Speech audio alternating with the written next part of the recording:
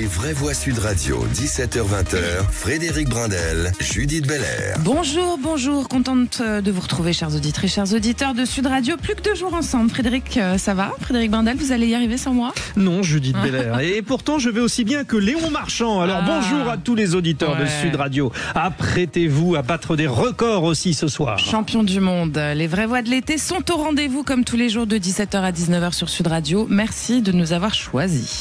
Le contenu des 2 grands débats du soir, Judith. Le grand débat à 17h30. Un an après les Jeux Olympiques de Paris, la flamme semble vaciller. Pourtant, certaines braises continuent de briller. Léon Marchand, notre pépite tricolore, vient tout juste d'être sacré champion du monde, comme un rappel flamboyant de l'élan extraordinaire qu'a suscité l'été 2024. À l'époque, la France vibrait à l'unisson. Ces images de liesse se confrontaient là à une réalité bien plus terne. Le budget du sport est en chute libre. Près de 300 millions d'euros en moins en 2025 et une nouvelle baisse de 18% attendue pour 2026. Alors qu'est-ce qui reste un an après Paris 2024? Des souvenirs, oui, de l'enthousiasme aussi, et un goût amer, celui d'un moment historique mal capitalisé. Oui, alors le sport dépend du ministère des Sports, d'accord, mais influence celui de la santé, de l'éducation, de l'égalité homme-femme, de l'économie, de la recherche, des outre-mer, de la transition écologique, du travail, n'en jetez plus.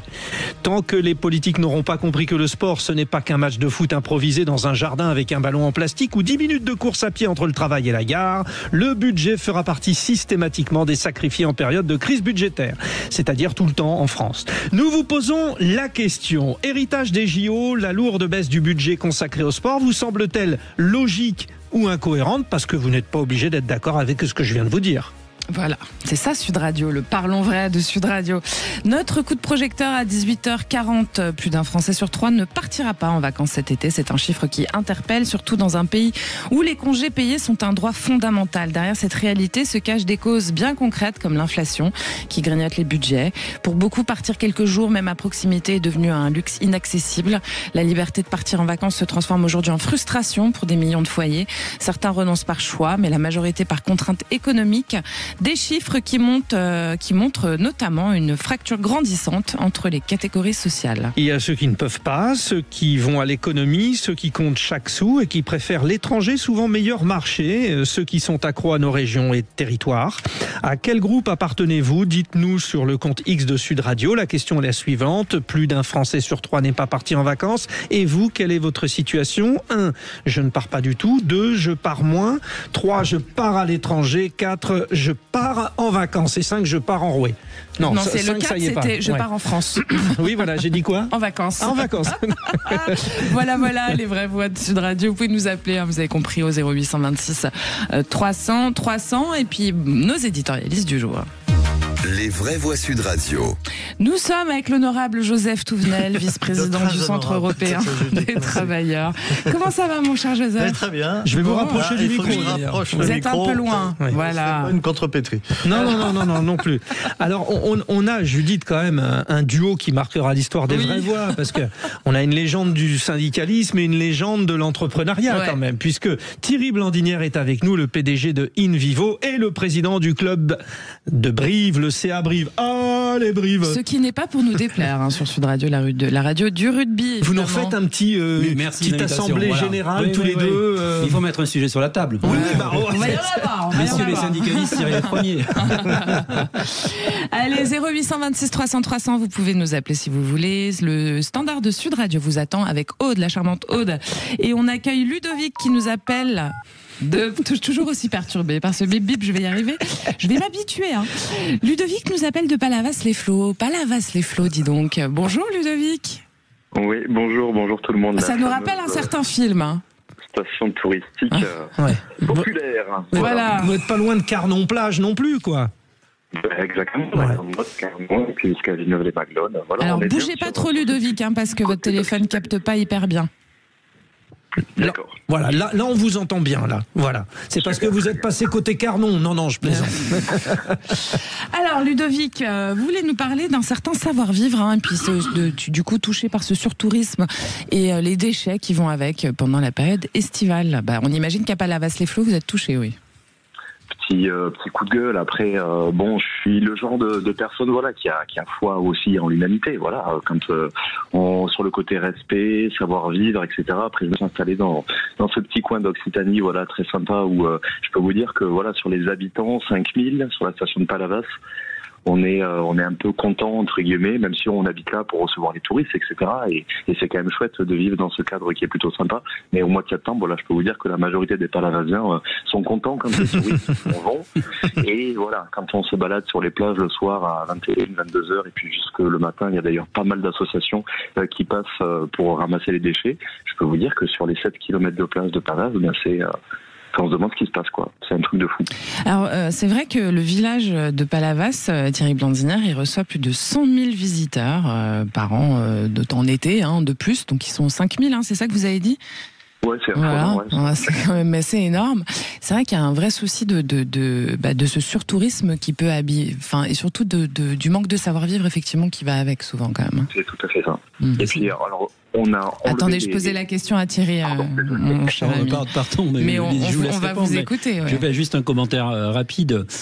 Ça fait des années, moi, que je vais dans cette région. Je suis né à Perpignan, donc je connais bien cette région. Et je connais bien aussi l'Espagne à côté. Et ça fait des années qu'il faut gérer cette surpopulation qui est concentrée entre le 15 juillet et 15 août, principalement. Et que les capacités d'accueil ne sont pas là. Et donc le vivre ensemble est compliqué. Parce que vous avez bien sûr des gens qui viennent de différents pays, les Anglais, Allemands, Français.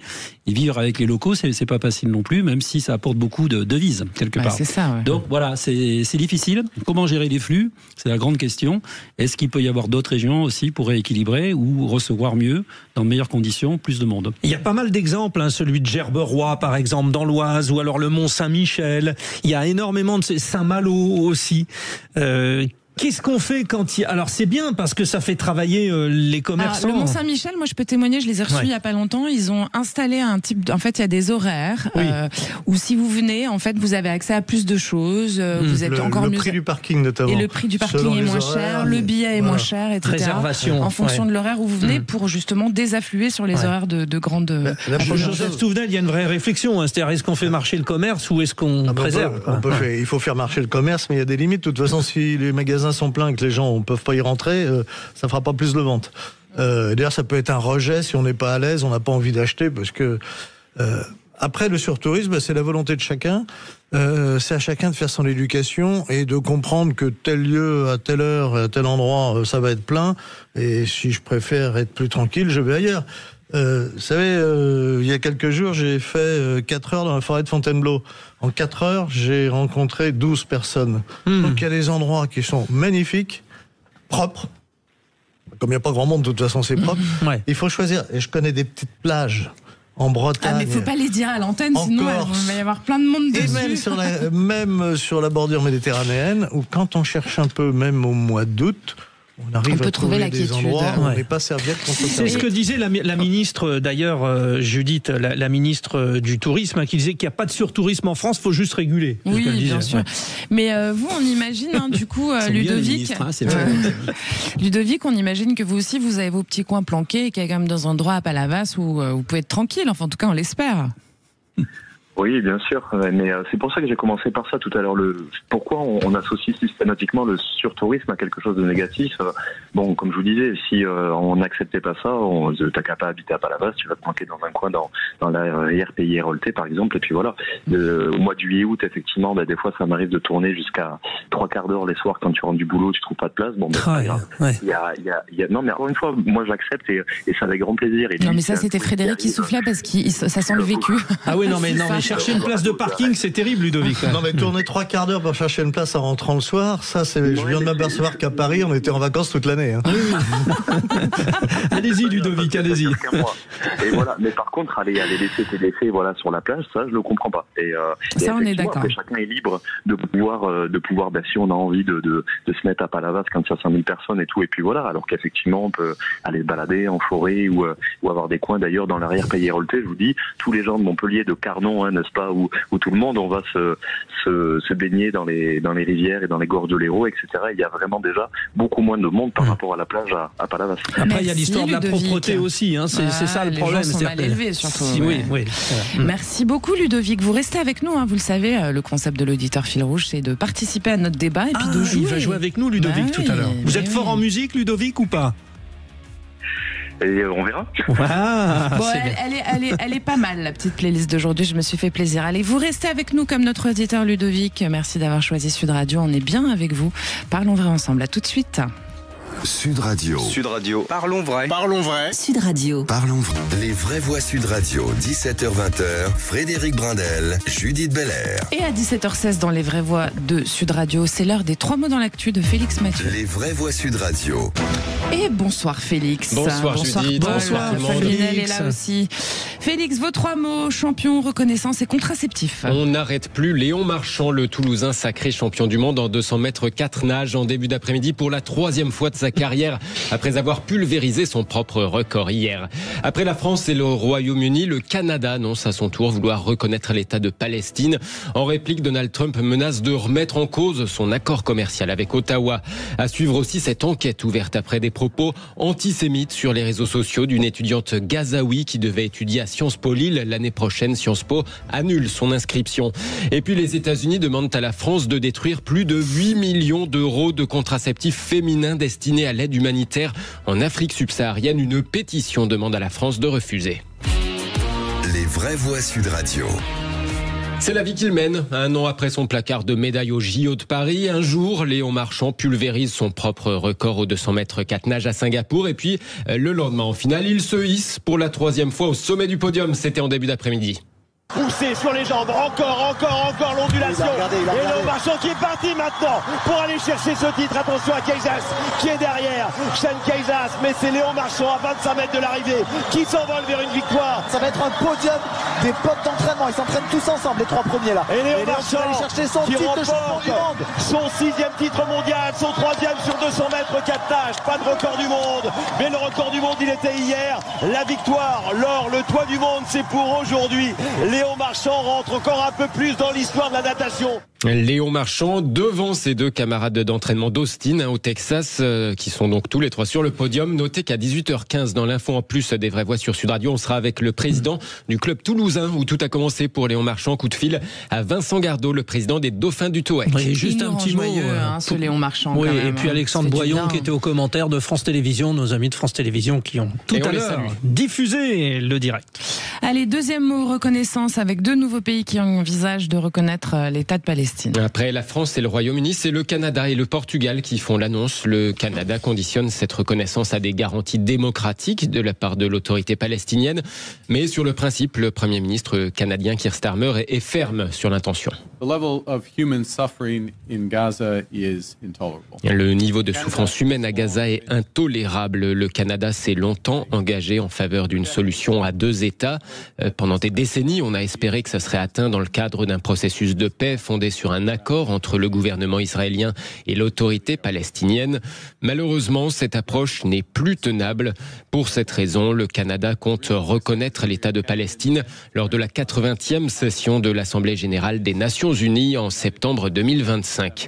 Le Canadien Keir Starmer qui dit avoir pris cette décision après avoir consulté plusieurs homologues étrangers, dont le Français Emmanuel Macron. De son côté, Donald Trump réagit en estimant qu'il sera très difficile pour les États-Unis de conclure un accord commercial avec le Canada si cette reconnaissance canadienne de l'État palestinien venait à se confirmer d'ici septembre. Joseph Touvenel, Donald Trump qui a tweeté, alors je ne l'ai pas en intégralité le tweet, mais il a tweeté « Au Canada, au Canada ». Voilà, au Canada. C'est un poète, Trump, tout le monde le sait. Dès qu'il s'exprime, c'est très poétique, mais il n'a pas vraiment tort là. C'est peut-être le plus mauvais moment. Ça fait des années qu'un certain nombre de pays sont pour 2 États, l'État d'Israël en sécurité et un État palestinien en sécurité. Encore faudrait-il définir ce qu'est l'État palestinien, c'est-à-dire un État dont on ne définit pas les frontières. C'est un peu parler dans le vide. Mais c'est sans doute le plus mauvais moment. C'est-à-dire que ça se dit au Hamas, vous avez raison, c'est vous qui gagnez. Non, la première des choses, libérer les otages. Et après, on peut en discuter. Mais tant qu'on a 50 otages, dont sans doute 30 morts et 20 vivants, vous voyez l'atrocité pour les familles. de se dire que sont-ils devenus. C'est le b.a.-ba, c'est la première chose. On donne pas une prime aux terroristes en leur disant vous êtes bons les gars, vous avez une réclamation pour reconnaître un pays, mais on va le faire. Non, d'abord on libère les otages et après on discute. Alors il y a pas que le Canada, il y a aussi la Grande-Bretagne avec son Premier ministre Keir Starmer, et puis aussi la France avec Emmanuel Macron. Il y a des enjeux diplomatiques aussi. C'est pas aussi simple que ça finalement, Thierry Blandinière. Comme dans tout deal, il faut des conditions. Donc les conditions devaient être données au Hamas pour reconnaître l'État de la Palestine. Les conditions avaient été définies par le président Macron il y a quelques semaines. Et finalement, on n'a pas mis sur la table ces conditions. Et on a tout de suite dit on reconnaît l'État palestinien. Pourquoi ? Qu'est-ce qui se cache derrière ça ? On ne sait pas. Peut-être qu'il y a une négociation cachée qu'on ne connaît pas. Mais en tout cas, en termes de communication, c'est pitoyable. Aujourd'hui, ça donne une très mauvaise image de la France, du Canada potentiellement, et notamment de la Grande-Bretagne aussi. Et donc ce qu'il nous faut aujourd'hui, c'est savoir négocier des contreparties. On l'a vu sans faire un débat sur les tarifs ou les droits de douane. On voit bien qu'on ne sait pas créer des rapports de force aujourd'hui. On n'est pas organisé en Europe et en France pour créer des rapports de force. Donc il faut apprendre, il faut se constituer une vraie force et savoir négocier. Et savoir négocier avec des contreparties, comme les syndicalistes et les patrons. Et quand on négocie, on n'annonce pas à l'avance ce qu'on va donner. Ouais. Sinon, il n'y a plus de rapport de force et on ne sait pas le construire. Dernière chose pour les Britanniques, qui sont quand même très forts, le Premier ministre britannique, il nous dit on va reconnaître, et voilà ce que j'exige d'Israël. Et du Hamas, il n'exige rien. C'est des parfaits humanistes, comme tout le monde le sait, donc on peut les laisser faire. Félix, du côté de Lille, le parquet ouvre une enquête après les propos antisémites d'une étudiante gazaoui sur les réseaux sociaux. Oui, la jeune palestinienne devait étudier à Sciences Po Lille à la rentrée, sauf que des captures d'écran de ses réseaux sociaux montrent des messages appelant, je cite, à tuer des juifs, ou bien des publications dans lesquelles elle parlait, je cite, de martyrs à propos des combattants du Hamas. Elle a donc fermé ses comptes depuis, mais évidemment les captures d'écran circulent. Le parquet de Lille annonce ouvrir une enquête pour apologie du terrorisme et apologie de crimes contre l'humanité. De son côté, Sciences Po Lille annule aujourd'hui son inscription à la rentrée en évoquant des propos en contradiction frontale avec les valeurs de l'établissement. Réaction du ministre des Affaires étrangères aussi. Une étudiante gazaoui tenant des propos antisémites n'a rien à faire en France, écrit Jean-Noël Barrot sur les réseaux sociaux. Il indique d'ailleurs avoir demandé une enquête interne pour que ça ne puisse en aucun cas se reproduire. Enquête interne, Thierry Blandinière, moi personnellement, alors là je vais donner mon opinion, je trouve ça dingue qu'il ne soit pas allé regarder sur le compte X de cette demoiselle avant de lui accorder quelques droits que ce soit de résidence en France. Tout à fait. En fait, ça renvoie quand même au vivre ensemble de la cité française aujourd'hui. Et on voit bien que quelques acteurs qui sont pilotés, cette demoiselle, elle n'est pas arrivée toute seule. C'est que derrière, il y a une organisation qui l'instrumentalise pour faire le buzz et pour essayer de créer un buzz médiatique. Et plus que ça, de déstabiliser notre société. Donc, comment gérer ces minorités qui savent utiliser des jeunes, quelque part, qui sont en capacité de communiquer pour créer le buzz. Et c'est ça l'enjeu de la société aujourd'hui. C'est comment on pilote ces minorités. Quelles sont-elles ? Comment sont-elles financées ? Quelles sont les actions qu'on peut mener contre elles ? Parce que c'est ça l'enjeu de la stabilité, de faire France demain, quoi. Ouais. Avec Joseph Touvenel, un cas qui est... Alors... le danger en pareil cas, c'est de se dire tiens, c'est une étudiante gazaoui, il ne faut pas que les étudiants gazaouis viennent. Il y a aussi ce danger, ce risque. C'est à manipuler avec beaucoup de précautions, ce genre de situation. On peut se montrer ouvert, mais on est aujourd'hui, on a un problème de lutte contre le terrorisme. On l'a remarqué, en France, c'est des centaines et des centaines de morts avec le terrorisme islamique. Parce que ça, c'est pro-terroriste, effectivement. Quand on regarde... C'est complètement... c'est plus que pro-terroriste, c'est pro-hitlérien. Bah oui, non. Les images chez Adolf Hitler... Elle le cite carrément.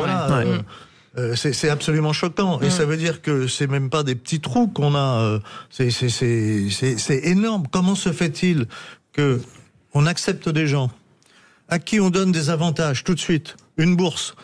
Alors, il y a des tas de parents et des tas de jeunes qui voudraient bien avoir des bourses pour étudier et qui les ont pas. Elle, paf, elle a une bourse. On la met à Sciences Po. Hop, super. Mais qui fait la vérification de quoi? Alors, le ministre, il dit, c'est pas bien, on va faire une enquête. Mais c'est avant. Parce qu'il y en a une. Mais les autres sont peut-être plus malins et se mettent pas sur les réseaux sociaux où ils ont effacé. C'est vraiment, c'est terrible. Et la question qui se pose aussi, c'est que font les autorités culturelles françaises à Gaza? Parce que derrière, ce sont les services culturels français, qui d'ailleurs l'avaient tellement remarqué, cette brave jeune fille, qu'elle avait remis un prix en 2023. prix du ministère de la Culture française. Donc à un moment donné, il faut peut-être qu'on se pose les bonnes questions et qu'on prenne les bonnes décisions. Oui, la France peut être accueillante. Tous les réfugiés de Gaza, moi ça me paraît dangereux. Et pourtant la jurisprudence nous dit qu'aujourd'hui un Gazaoui qui fait une demande, il doit l'avoir. Ça me paraît très très dangereux. Et ensuite, dans les réfugiés, on a le droit de faire un peu le tri. Et quand on a des gens qui semblent dangereux, on dit non. Félix, troisième mot, contraceptif, avec cette pétition lancée contre la destruction d'un énorme stock de stérilets et de pilules. 8 300 000 euros de contraceptifs commandés par les États-Unis sous Joe Biden, destinés à l'aide humanitaire en Afrique subsaharienne. Alors accrochez-vous, ces contraceptifs appartiennent donc aux États-Unis, sont stockés en Belgique, pourraient être détruits en France, au lieu de partir en Afrique, un camoulox. Bonsoir Paul Vinel. Bonsoir Félix Mathieu. Une pétition vient d'être lancée contre cette destruction annoncée.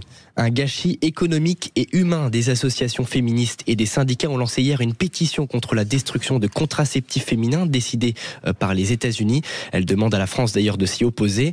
Près de 10 millions de dollars de moyens de contraception devraient être détruits dans les prochains jours dans l'Hexagone. Ces implants et ces stérilets avaient été commandés sous Joe Biden.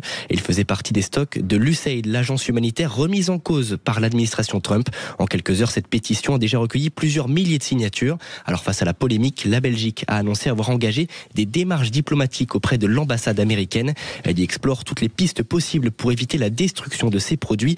De son côté, le ministère français de la Santé a réagi. Il déclare soutenir la volonté des autorités belges de trouver une solution pour éviter la destruction des contraceptifs. À noter d'ailleurs que l'Hexagone est devenu en mars 2024 le premier pays à inscrire explicitement le droit à l'avortement dans sa constitution. Merci, les précisions de Paul Vinel pour Sud Radio. Merci Paul Vinel. Il y a des infos Félix qui énervent, on se demande. C'est étonnant, Ouais. oui, comment ça. C'est pas une histoire belge, pourtant. Ouais. Étonnant. Voilà. Allez, restez avec nous, puisque dans un instant, c'est le grand débat du jour. Léon Marchand brille. Il vient d'être sacré champion du monde, pendant que le sport français, de son côté, subit des coupes budgétaires massives. Près de 300 millions d'euros en moins en 2025 et une nouvelle baisse annoncée pour 2026. Alors, la France est-elle en train de passer, on peut se le demander, à côté d'un véritable virage vers le sport pour tous? Ça bouge en tout cas, parce que le Comité national olympique du sport français, par la voix de sa nouvelle présidente, Amélie Oudéa-Castéra, la ministre des Sports pendant Paris 2024, s'est fendu d'un communiqué acerbe. Je cite, « Le sport ne peut pas être traité avec autant de mépris ». Tout en prenant acte des obligations d'économie, le mouvement sportif rappelle, cette nouvelle injustice va à contresens de l'envie de sport des Français, de la dynamique observée, des prises de licence au lendemain des Jeux, etc. etc. Qu'en pensez-vous? Dites-nous sur le compte X de Sud Radio, parce que vous pouvez finalement être d'accord avec les choix du Premier ministre Bayrou. La question héritage des JO. La lourde baisse du budget consacré au sport vous semble-t-elle logique ou incohérente? Vous donnez votre avis. Et vous pouvez intervenir, vous le savez, au 0826 300 300. Pour en parler, nous sommes avec Virgile Caillet, qui est délégué général de l'Union Sport et Cycle. Bonsoir Virgile. Bonsoir à vous tous. Bonsoir Virgile. Alors Virgile, peut-on rapidement pour la réponse, parce que nous sommes pris par le temps, mais quand même le temps de la question, peut-on encore croire aux promesses d'un héritage durable pour le sport en France? Ah oui, absolument. Il faut y croire. On a tous les ingrédients pour. Il nous manque maintenant simplement un petit portage politique, un élan. Et je pense que c'est ce dont on va parler maintenant, j'espère. Eh bien, on va faire en sorte que cet élan soit déjà donné à Sud Radio. Restez avec nous, merci Virgile, et vous aussi, chers auditeurs, chères auditrices. Restez avec nous, on revient tout de suite pour le grand débat du jour. Sud Radio. Sud Radio. Parlons vrai. Parlons vrai. Sud Radio. Parlons vrai. Les vraies voix Sud Radio, 17h-20h, Frédéric Brindel, Judith Belair. Nos vraies voix ce soir, un face-à-face comme on les aime, avec un grand patron, Thierry Landinière, PDG de InVivo, président aussi du club athlétique Brive, le CA Brive. Et puis de l'autre côté, un syndicaliste légendaire qui est devenu vice-président du Centre européen des travailleurs, Joseph Touvenel. Messieurs, jusqu'à présent, ça va, votre confrontation tourne à l'amitié. Comme quoi, on a raison, vous êtes souvent d'accord. Voilà, comme quoi. Allez, c'est parti pour le grand débat du jour. Les vraies voix Sud Radio, le grand débat du jour. Un an après les Jeux Olympiques de Paris, l'élan semble retomber. Quelques étincelles persistent pourtant, comme celle très brillante de Léon Marchand, fraîchement sacré champion du monde, qui continue d'incarner la promesse d'un été 2024 inoubliable, quand de son côté la France était galvanisée par une ferveur collective rare. Mais la fête paraît lointaine. Les chiffres parlent d'eux-mêmes. Près de 300 millions d'euros de coupe dans le budget du sport en 2025 et une nouvelle réduction de 18% annoncée pour 2026. Les clubs sont saturés et les fédérations un peu à bout de souffle. Alors que reste-t-il vraiment de Paris 2024 ? La France est-elle en train de manquer son rendez-vous avec le sport de demain ? Grâce au coup de projecteur des Jeux Olympiques de Paris 2024. Ah oui, c'était beau ça. Ah là là. Les Français ont constaté l'amplitude des enjeux liés au sport. Outre son ministère de tutelle, le sport impacte ceux de la santé, de l'éducation, de l'égalité homme-femme, de l'économie, de la recherche, des outre-mer, de la transition écologique, du travail, des affaires étrangères, de l'intérieur. Il va s'arrêter ? Oui, ça y est, je m'arrête. Mais il y en a d'autres. Bref, quasiment tous les secteurs de l'activité politique. Que s'est-il passé dans la tête de François Bayrou ? Peut-être considère-t-il que le budget du sport n'est pas prioritaire car les autres ministères avec lesquels il interagit le financeront indirectement. Nous vous posons la question et vous n'étiez pas obligé d'être d'accord avec moi et vous n'êtes pas d'accord avec moi. La question est la suivante. Héritage des JO, la lourde baisse du budget consacré au sport vous semble-t-elle logique ou incohérente ? Vous dites logique à 53%, incohérente à 47%. Alors il y a une certaine logique dans la globalité. Oui, c'est un peu kiff-kiff quand même. On n'est pas trop loin. On va voir, vous continuez de voter. Voilà, vous pouvez voter puis nous appeler aussi au 0826 300 300 bien évidemment. Alors pour en parler, nous sommes avec Virgile Caillet qui est délégué général de l'Union Sport et Cycle. Alors Virgile, vous avez commencé à nous expliquer avant la coupure que pour vous, on peut encore croire aux promesses d'un héritage durable pour le sport français et que on est dans une mauvaise passe. C'est ça que vous essayez de nous dire, mais qu'a priori on peut voir le bout du tunnel, quoi. Alors, oui, je dis qu'on a aujourd'hui en France tous les ingrédients pour réussir ce virage et réussir cet héritage. Mais en revanche, on fait face à des arbitrages politiques qui sont totalement incohérents, totalement anachroniques. Vous avez cité en ouverture la notion d'interministérialité du sport. Il faut savoir qu'aujourd'hui, le sport et les activités physiques ont démontré un certain nombre de positivité pour l'ensemble de la société, à commencer par des enjeux de santé publique. C'est même des études du gouvernement qui démontrent que plus d'une quinzaine de milliards d'euros pourraient être économisés si les Français étaient en meilleure santé. Donc on voit qu'on peut aller chercher des économies de ce point de vue-là. Je prends un autre exemple relativement simple dans l'air du temps, puisque c'est l'année de la grande cause nationale de la santé mentale. Eh bien, figurez-vous que la principale dépense en termes de médicaments, ce sont les psychotropes. Je crois qu'on est à plus de 15 milliards de dépenses pour les problématiques de santé mentale, de dépression, etc. Eh bien, figurez-vous que le meilleur remède, et c'est démontré scientifiquement, c'est l'activité physique. Donc, en fait, on ne sait pas utiliser correctement le sport, on ne sait pas lui donner une véritable reconnaissance politique. Et aujourd'hui, on est en train d'en faire une variable d'ajustement. C'est une erreur politique majeure à mon sens, que tous les ministères soient obligés de faire des efforts, qui est un effort collectif à faire, et que le ministère des Sports soit aussi amené à avoir une réduction, c'est logique.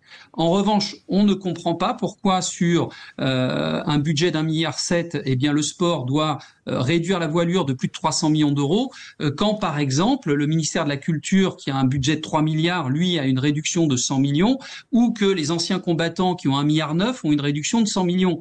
Si vous voulez, c'est totalement incompréhensible. Aujourd'hui, le sport pèse 0,12% du budget de l'État. C'est 35 millions de Français qui ont une pratique sportive régulière. C'est donc totalement incohérent, selon moi, aujourd'hui, les orientations politiques. Bon, Virgile Caillet, on va évidemment demander leur avis à nos vraies voix et puis à vous aussi les auditeurs au 0826 300 300. On se croirait retourner à l'époque du Covid, Joseph Touvenel, où on sacrifiait ce qui n'était pas prioritaire. Et le sport ne passe pas pour prioritaire. D'accord ou pas dans les coupes budgétaires? Alors, il faut faire des efforts parce que sinon la France ferme. Donc il n'y aura plus de sportifs français parce qu'on a mis la clé sous la porte vu les dettes qu'on a. Après, c'est le choix donc des efforts partout. Comment sont faits ces efforts? Tout à l'heure, on a entendu Madame Amélie Oudéa-Castéra qui nous dit elle est bénévole, elle gagne combien la bénévole? Alors le salaire du président du CNOSF, c'est 9 000 euros. Il faut commencer par prendre, non pas sur les sportifs, mais sur tous les administratifs dont un certain nombre se gavent, mais alors d'une façon totalement indécente. Et ensuite, je pourrais entendre le monde sportif râler. Mais tant qu'ils feront pas les efforts, parce que même, je reviens sur Madame Oudéa-Castéra, elle est soi-disant bénévole. Vous voyez, à 9 000 euros par mois, c'est du bénévolat, ça, plus d'autres avantages. Donc c'est totalement choquant. On ne peut pas tenir un discours en disant on a besoin d'argent, et pourtant on a besoin d'argent, parce que si on veut aider quelqu'un, ben là j'ai le CV d'un jeune garçon qui s'appelle Léo, 21 ans, il a été champion du monde junior en bassin. Maintenant, il fait du triathlon. Il sera certainement aux Jeux Olympiques, mais il n'a pas de sponsor. Il a besoin d'argent, Léo. Voilà. Léo, il a été champion de France, il est champion du monde junior, etc. Il a besoin d'argent. Eh bien, je propose que Madame Oudéa Castéra lui donne même pas 9 000 euros par mois, 4 500 euros par mois. Lui, il n'en demande pas plus, il en demande même un peu moins. Alors, pour continuer sur Amélie Oudéa Castéra, elle nous dit aussi que, en 2025, le sport s'est vu retirer quasiment la moitié de ses crédits budgétaires et que c'est surtout le sport amateur qui va souffrir, les clubs qui vont être fragilisés au point pour certains de mettre la clé sous la porte. Vous, Thierry Blandiner, vous êtes président du CA de Brive. Alors, vous n'êtes pas amateur du tout, hein, mais vous êtes bénévole en tant que président. Mais vous êtes bénévole en tant que président. Est-ce que vous allez être impacté, vous, et qu'est-ce que vous en pensez de cette baisse de budget, justement ? D'abord, il y a plusieurs lectures. Première lecture, effectivement, on est dans un moment difficile et tout le monde doit contribuer à l'effort national et ça doit être équitable. Donc c'est vrai que je ne comprends pas pourquoi on enlève 200 millions de plus au sport par rapport notamment à la culture. Tout ça, c'est des arbitrages politiques de relations entre ministres. Je renvoie ça à leur réunion et je pense qu'il y a des marges de manœuvre possibles pour retravailler le budget. Parce qu'il y avait eu un énorme budget consacré aux Jeux Olympiques et qu'ils ont voulu... Mais Virgile nous le dira après. Oui, alors peut-être effectivement, mais au-delà de ça, on a les JO tous les 100 ans. Hein, c'est ça, tous les 100 ans. Comment on capitalise sur les JO ? Comment on surfe sur ce formidable moment historique en France ? C'est ça la question. Qui prend la parole ? Qui porte le message ? Qui engage des réformes structurantes de long terme ? Qui parle au ministère de l'Éducation nationale pour mettre plus de sport à l'école ? C'est ça l'enjeu aujourd'hui. Nous, quand on fait du rugby, mettons en Corrèze, quelque part, on a effectivement des écoles de rugby, mais à l'école, on ne pratique pas assez le rugby. Donc avec la Fédération française, Florian Grill, son président, on essaye de travailler à remettre plus de sport dans l'éducation nationale. Ça se passe là. L'éducation, ça se passe dans l'école. On a combien d'heures de sport aujourd'hui par semaine dans une école ? J'en sais rien, 3 heures, 4 heures, 5 heures. 3 heures en général. Voilà, que font les pays anglo-saxons historiquement ? C'était 3 après-midi, ça n'a pas dû changer. Et c'est ça qui est important. La culture du sport, c'est d'abord à l'école. Et donc là, il y a un enjeu qui dépasse la question budgétaire. C'est quelle est la stratégie, quelle est notre vision du monde et comment on l'accompagne bien dans sa tête, bien dans son corps. Et notamment à l'école, on n'est pas obligé de faire le sport par une institutrice, mais par le club local qui peut s'en occuper. Absolument. Et développer une économie. Alors Virgile Caillé, il y a eu plein de choses de dites. Déjà sur la première partie, et bon, alors il n'était pas question de mettre en avant le salaire d'Amélie Oudéa Castéra, mais de dire quand même qu'il y a aussi, et Joseph Touvenel l'a vu, toute une superficie de personnes au service du sport qui peut-être, dans le grand machin à la française, ne se justifie pas. Alors là-dessus, répondez. Oui, non, mais qu'il y ait des enjeux de rationalisation et d'optimisation, c'est une évidence, et je pense que le mouvement sportif est tout à fait conscient qu'il doit se réinventer, qu'il doit réinventer son modèle. En revanche, je pense que c'est nécessaire de remettre un peu l'église au centre du village. Je pense que la présidente du CNOSF n'a jamais dit qu'elle serait donc bénévole. C'est son métier, c'est donc son occupation principale. Elle est rémunérée pour ça, c'est pas du tout choquant. Ça fait partie des postes les plus exposés et les plus qui demandent un investissement le plus important. Donc cette représentation qu'elle peut avoir, notamment sur le plan politique, sera probablement très utile pour le sport français. Ensuite, vous avez évoqué à juste titre la difficulté pour les sportifs de trouver des soutiens financiers. Et ça renvoie à ce que votre autre invité a évoqué, à savoir la reconnaissance, la considération du sport en France, au sens très large, que ce soit sur le plan éducatif, que ce soit sur le plan économique, sur le plan de la santé publique. Eh bien, figurez-vous, pour revenir sur le sujet des sportifs, figurez-vous qu'aujourd'hui, l'URSSAF est en train de requalifier les contrats de sportifs en contrats de travail. Ce qui fait que les entreprises, elles vont certainement pas aller aider des sportifs français, alors qu'elles risquent d'être soumises à une forme de requalification. Donc, vous voyez, il y a des incohérences à tous les niveaux. Aujourd'hui, nous ne sommes pas dans une logique à aider, à soutenir le développement de la pratique sportive sur le territoire. Nous sommes une nation de sportifs.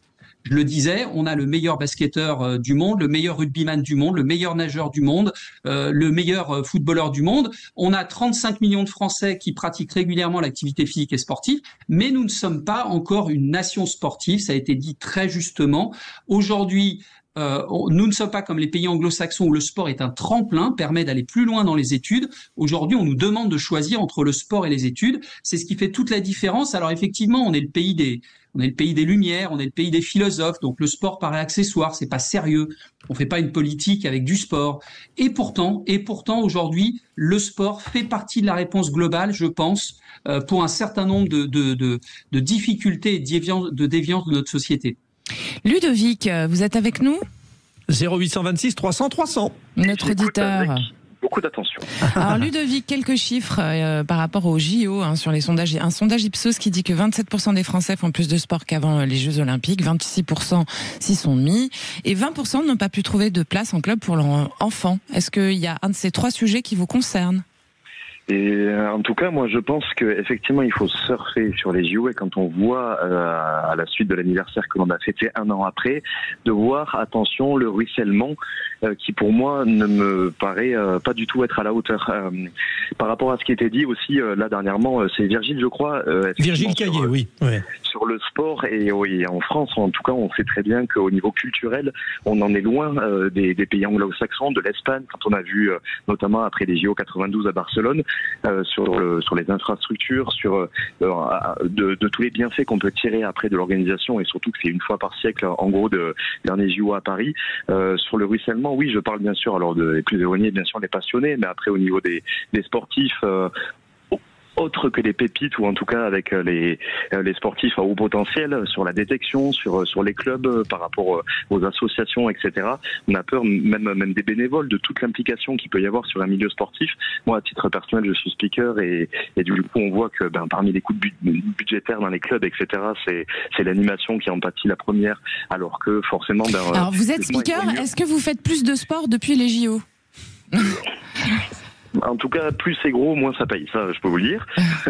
Okay. Mais ce qu'il y a, c'est que, enfin voilà, des coûts budgétaires, on en fait partout. Effectivement, pourquoi c'est le sport qui doit, alors que voilà, pour le sport, si on parle de chiffres, c'est 0,2 du budget sur lequel on va recouper encore 18%. Bon. Et, speaker de quelle manifestation, Ludovic? J'étais sur un club de foot, malheureusement ça s'est arrêté au bout de 2 ans, et après je travaille dans le Montpellierin avec on a de quoi faire, le basket, le volley et le handball avec le Merci, n'oubliez pas le handball, merci. Alors oui, tout est dit à travers cet exemple, Joseph Touvenel. Il y a une intensité de besoin pour le sport, pour nos enfants, pour les licenciés, pour les adultes. Ça crée des emplois. Je ne comprends pas pourquoi vous, syndicalistes qui défendez l'intérêt du travailleur, ne comprenez pas cela. Si, parce que je défends le travailleur, mais je défends pas celui qui vit sur le dos des travailleurs. C'était ça tout mon sujet. Et je suis désolé, mais le poste de Madame Oudéa-Castéra était avant un poste bénévole. Oui, mais voilà. Ça... Alors elle a décidé qu'elle se ferait payer, d'accord, très bien. D'accord, mais ça vous l'avez déjà dit. Mais je prends ce petit exemple pour dire combien c'est choquant, et je mettais de l'autre côté Léo, ce garçon qui a été champion du monde, qui a été champion de France, qui fait du triathlon et qui n'a pas un rond pour préparer. Mais s'il n'y a pas un entraîneur formé qui l'accompagne dans son club formateur, ça c'est important. Mais il faut de l'argent pour financer ça. Ça a été très bien dit par Virgile Caillé. Tout ce qu'il dit est très bien en général. Le sport se réorganise en interne, parce qu'à un moment donné, il y a des choses choquantes. Et également, évidemment, à l'école ne fait pas son boulot pour donner le goût, pour donner les moyens. Moi, je pleure quand je vois des écoles avec, vous avez une cour avec des buts de hand, etc. Et vous passez le week-end, tout est fermé. Les gamins peuvent pas y aller. Alors que ce sont des endroits qui sont là, qui sont des espaces faits pour ça. Les endroits des clubs aussi, parce que les écoles vont aussi faire le sport dans les gymnases. Les profs, je suis pas sûr qu'ils aient très envie de venir le week-end. Inemployés le week-end et qui appartiennent à l'éducation nationale. Ouais. On marche un peu sur la tête. Virgile Caillé, justement, là-dessus, sur cette réappropriation des lieux qui peuvent être fermés le week-end, ou sur cette volonté de faire plus de sport à nos jeunes, où est-ce qu'on en est en France, en l'occurrence, sur la volonté ? Alors sur les équipements sportifs dans le domaine scolaire, il y a une loi qui impose d'ailleurs à tous les nouveaux équipements scolaires d'avoir un accès vers l'extérieur, donc qui pourrait permettre d'ouvrir vers des populations extérieures. On est en train de faire une étude justement sur le taux de remplissage des équipements sportifs en France. et en particulier ceux qui sont dans le domaine scolaire, il est évident que le soir, le mercredi, le week-end et toutes les vacances, c'est quasiment vide dans la plupart des cas. Donc évidemment, là, c'est un axe de progrès, de développement pour l'activité physique et sportive sur le territoire. Mais si vous voulez, je pense que le point essentiel pour moi, il n'est pas forcément plus d'argent, mais il est un message politique clair et une volonté politique, ce qu'on appelle le portage politique. Ouais. C'est vraiment là où on envoie, depuis un an après les Jeux, on envoie des messages extrêmement négatifs, extrêmement décevants, comme si après la fin du bal, on a éteint la lumière et on a poussé tout le monde dehors, alors que les Français n'attendaient qu'une chose, c'était de continuer à vivre de cette ferveur qu'il y a eu après les Jeux et de s'approprier le sport dans leur quotidien. Message reçu, Virgile Caillé. Pour conclure, Thierry Blandinière, vous êtes chef d'entreprise, président d'un grand club de rugby. Est-ce que finalement le salut et l'avenir du sport ne vient pas du partenariat, du mentorat des entreprises? Là, il y a tout à développer peut-être. Je crois qu'il y a beaucoup d'entreprises qui s'intéressent au sport, quelles que soient les filières sportives, pour véhiculer une image positive avec les salariés. Comment on travaille ensemble, comment on travaille en équipe, comment on a un projet, comment on relève un défi. Toutes ces valeurs qui sont cardinales dans le sport, c'est aussi dans l'entreprise. Et ça fait du bien à l'entreprise quand on a ce discours dans le management. Je regarde le syndicaliste en face de moi. C'est bien d'avoir ce côté volontariste de dire on va gagner ensemble, on va avoir un chemin ensemble, on va embarquer l'ensemble des salariés sur un vrai projet gagnant pour l'ensemble. Et ça sert du sport. Quand on invite des grands sportifs pour témoigner dans nos entreprises, c'est essentiel. Les salariés écoutent, les clients écoutent, c'est très fédérateur. Et donc du coup, les entreprises investissent plus dans le sponsoring, dans le partenariat, voilà, dans le mécénat. Donc il y a beaucoup d'enjeux. Donc moi je vois plein d'argent arriver potentiellement. Après je sais que si on prend tel ou tel joueur de tel ou tel sport, peut-être qu'il a difficulté à trouver le sponsor qui va bien. Mais globalement, la masse financière apportée par les entreprises en sponsoring est énorme aujourd'hui et grandit tous les jours. Merci. Voilà des bonnes nouvelles pour conclure cet échange. Merci Virgile Caillé. Je rappelle que vous êtes délégué général de l'Union Sport et Cycle. Qui est un peu le MEDEF du sport. Donc dans ce qu'a dit Thierry Blandinière, vous adhérez forcément, Virgile. Voilà, vous hochez la tête. Il a pas dit oui. Comment ça? Si, bien sûr. Allez, merci beaucoup Virgile. Vous restez avec nous parce que nous on est bien avec vous, chères auditrices, chers auditeurs. Et puis dans un instant, ça va déménager parce que ça va jouer avec notre auditeur Ludovic aussi. À tout de suite, c'est le quiz du musical dans un instant. Sud Radio, c'est vous qui donnez le ton. Bravo pour votre score d'audience, ça devient impressionnant. Faites attention, vous allez avoir beaucoup d'ennemis. Sud Radio, parlons vrai. Les vraies voix Sud Radio, 17h-20h, Frédéric Brindel, Judith Belair. Et bienvenue si vous nous rejoignez dans les vraies voix de l'été de Sud Radio. Nous sommes avec Joseph Touvenel, qui est vice-président du Centre européen des travailleurs. Cher Joseph. Thierry Blandinière. 70 organisations dans 30 pays d'Europe. Et ben voilà. Et ça tombe bien, on va vous faire travailler là. Parfait. Musicalement. Thierry Blandinière, vous êtes PDG de InVivo et président du club athlétique de Brive. Ça tombe bien, il y a un match à gagner. Il y a un match à gagner, alors on va jouer. Allez. Faut bien être concentré. Puis 0826 300 300, vous savez, vous pouvez participer avec nous, jouer. Si vous en avez envie, nous sommes avec Ludovic. Ludovic, vous êtes là ? Et oui, toujours. Eh bien, c'est parfait, restez avec nous. Allez, c'est le quiz musical. Les vraies voix Sud Radio. De l'été. Alors, il est préparé par Judith Belair et il va être consacré au prénom. Messieurs Ludovic, Thierry et Joseph, vous êtes désormais adversaires. Un seul de vous trois sera pas déjà le cas gagnant. Vous allez le plus vite possible. Il y aura 9 extraits. Il faudra nous donner l'interprète de la chanson concernée. Ludovic, vous êtes via le téléphone aussi. Je vous invite vraiment à porter la voix, mais je pense que ça posera pas de problème. Il y en a pour tous les goûts en plus là aujourd'hui. Vraiment. Oui, si vous connaissez les réponses. Et puis Judith vient de vous dire qu'il y en avait pour tout le monde, c'est ça? Il y en a pour tout le monde. Bon, voilà. Allez, on est parti. Extrait numéro 1. Caroline était une amie, une superbe fille. Je repense MC Solar. Bravo Thierry Blandinière. J'arrête. Vous l'aviez Ludovic quand même, non? MC Solar, en plus, il est laissé il n'y a pas longtemps à Agde en concert. Bah oui, il arrête pas, il est en tournée là. C'est pour ça que j'ai les Il est passé à Agde. Claude. Ouais, bon. Je précise alors quand même à tout le monde que Joseph Touvenel n'a jamais gagné un quiz. Je pense même qu'il n'a même donné qu'une seule réponse dans l'histoire. Oui, mais là, je me suis mis à la place de Philippe Bilger et d'habitude, il a les réponses à l'avance, visiblement. Non. Philippe Bilger, c'est un autre jeu, c'est sur les déclarations. Ouais. Allez, extrait numéro 2.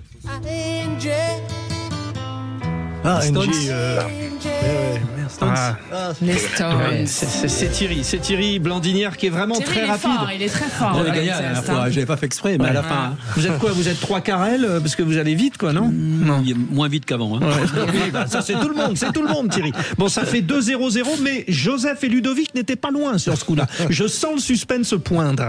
Allez, numéro 3. Police. Ouais. Non, c'est Ludovic. Ludovic, t'as gagné. Ouais, ça va.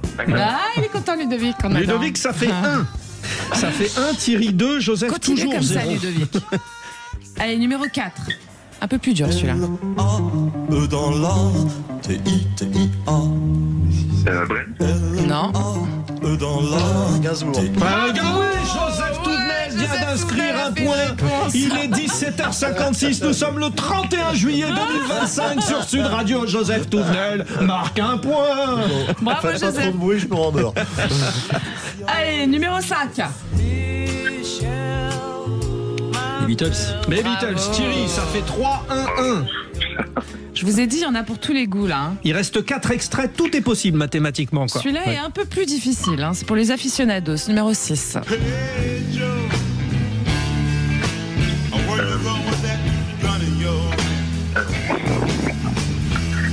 Allez, Ludovic, vous l'avez. Jimi Hendrix. Jimi Hendrix. Mais vous n'allez pas nous gagner le quiz aujourd'hui, Joseph. 3-2-1. Ludovic, vous êtes l'auditeur qui vous retrouvez derrière Joseph Touvenel. Vous avez une pression terrible. C'est toute Palavas-les-Flots jusqu'au Cap d'Agde, y compris ceux qui ne sont pas habillés, qui vous poussent. Hein. On va réagir.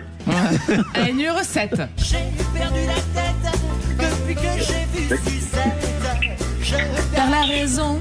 Chaque fois que je passe. Ouais, je sais pas. Bon.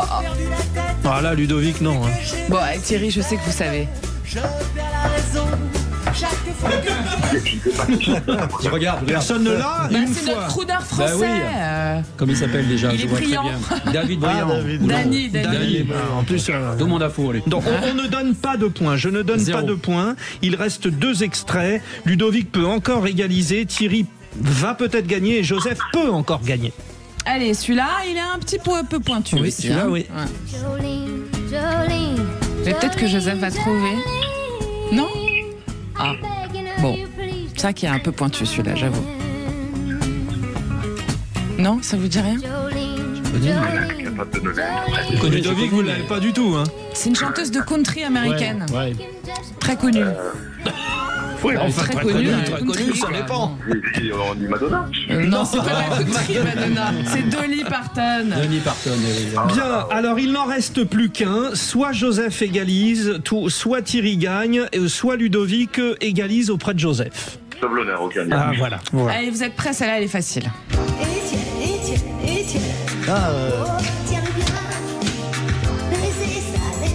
Allez-y, messieurs. S'il vous plaît. Ah non, Judith n'aide personne. Étienne. Alors, une fois, Étienne. 2 fois, 3 fois. Geshpati, les amis. Thierry Blandinière gagne. C'est ce qu'on appelle gérer, en fait. Hein. Voilà, j'ai géré la fin. Hein. En fait, vous avez joué la touche longue distance. La dernière fois, j'étais parti dernier, j'avais fait la remontada, et là, j'ai géré. Voilà. En tout cas, 3-2-1. Ludovic, vous aviez la place, vous ne l'avez pas prise. Ouais. Qui est l'interprète, la dernière? Geshpati. Ah ouais, non, mais en tout cas, pas de regret. Et il y en a un quand même sur Dany Briand, ça vous auriez pu. Quand même. C'est trop loin, ouais, dans les souvenirs. D'accord. Bon, je suis trop vieille, pas grave, ça doit être ça. J'ai pas les mêmes rêves, désolé. Merci Ludovic d'avoir joué avec nous. Merci. Vous nous rappelez quand vous voulez. Et si vous voulez faire comme Ludovic et perdre au quiz musical, vous nous appelez au 0826 300 300. Mais sinon, passez un bon moment. Hein. Je suis quasiment oui, mon Austerlitz aujourd'hui. Joseph, vous êtes incroyable. J'en reviens pas. Voilà. Alors vite, il y a les infos qui arrivent. Hein. 17h59 sur Sud Radio. Et 45 secondes. Hein. Sud Radio. Sud Radio. Parlons vrai. Parlons vrai. Sud Radio. Parlons vrai. Les vraies voix Sud Radio, 17h-20h, Frédéric Brindel, Judith Belair. Et c'est reparti pour une deuxième heure exceptionnelle avec un face-à-face qui restera dans l'histoire des vraies voix. Le syndicaliste, le défenseur des travailleurs, Joseph Touvenel, vice-président du Centre européen des travailleurs, le chef d'entreprise, le brillant PDG d'Invivo, Thierry Blandinière, également président du CA Brive. Messieurs, vous êtes face à face et on assiste à travers vos regards et vos échanges à des moments poignants qui nous plongent dans la vie de nos entreprises. Merci. Et sinon, ça va, Frédéric Brindel ? Oui, mais je les aime tous les deux. Frédéric, pour moi, un travailleur, c'est un salarié, c'est un chef d'entreprise, c'est un commerçant, c'est un agriculteur. Tous ces gens-là, c'est une profession libérale. Tous ces gens-là travaillent, on a tendance à l'oublier. Eh ben, ça, c'est une bonne parole, pour un syndicaliste. Je ne parle pas des députés, des sénateurs, là, je suis pas sûr. Ça, on avait compris. Thierry, rien à rajouter ? Non, mais je suis d'accord. Tout le monde travaille bien, en général, dans une entreprise qui marche. Tout le monde. C'est le collectif qui gagne. Voilà. Voilà, vous venez d'assister aux accords de Ségui. 0826 300 300 si vous voulez. Je vais m'y habituer, je vous promets, à cette petite sonnerie derrière. Si vous voulez nous appeler pour participer à ce que vous entendez à l'antenne, vous le pouvez. Et puis nous avons Didier qui nous appelle d'Aix-en-Provence. Bonsoir Didier. Bonsoir Judith, bonsoir Frédéric. Bonsoir. Bienvenue.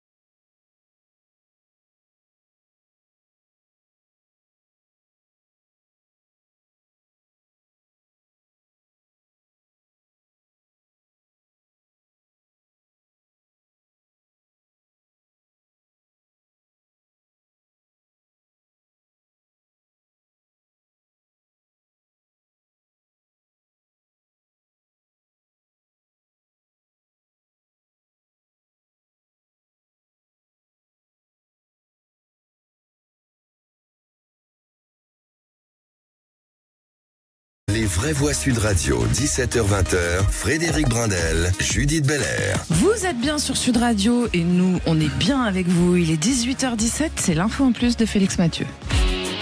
Les vraies voix Sud Radio. Félix, on revient sur ce nouveau triomphe de Léon Marchand en 400 mètres 4 nages à Singapour. Oui, après avoir pulvérisé son propre record hier, il est arrivé premier en début d'après-midi pour la finale. Poussé sur les jambes, encore l'ondulation. Et Léon Marchand qui est parti maintenant pour aller chercher ce titre. Attention à Keijas. Et Léon Marchand aller chercher son qui titre de champion du monde. son 6e titre mondial, son 3e sur 200 mètres 4 nages. La victoire, l'or, le toit du monde. Léon Marchand rentre encore un peu plus dans l'histoire de la natation. La victoire de Léon Marchand chez nos confrères de France Télévisions. Léon Marchand arrivé devant ses deux camarades d'entraînement d'Austin au Texas, également sur le podium en 2e et 3e position. Mais évidemment, avant Austin, pour Léon Marchand, tout a commencé. Toulousain. Voilà, dans les bassins de Toulouse, au sein du club des Dauphins du TOEC. Et ça tombe bien, nous sommes en ligne avec le président du club. Bonsoir, Vincent Gardot. Bonsoir, président. À chaque fois qu'on vous a, vous êtes heureux. Vous êtes un homme heureux, vous. Oui. Déjà, on a la chance d'être. Je suis à la chance d'être président d'un grand club, le plus grand club français, créé en 1908, mais avec 2000 adhérents, donc c'est un bonheur de présider ce club. Mais quand on a cerise sur le gâteau une pépite comme Léon Marchand, fidèle au club et qui bat les records, qui enchaîne les podiums et les plus belles places aux championnats du monde et aux Jeux Olympiques, Bon, on est vraiment très heureux. On n'oublie pas les Marseillais, les Mulhousains aussi, parce que ils sont quand même forts aussi en natation. Allez-y, Félix. Est-ce qu'il vous surprend encore, Léon Marchand, ou est-ce qu'il y a une forme d'habitude de la victoire? Après, on va le rappeler quand même, c'est 5 médailles au JO de Paris, dont 4 en or.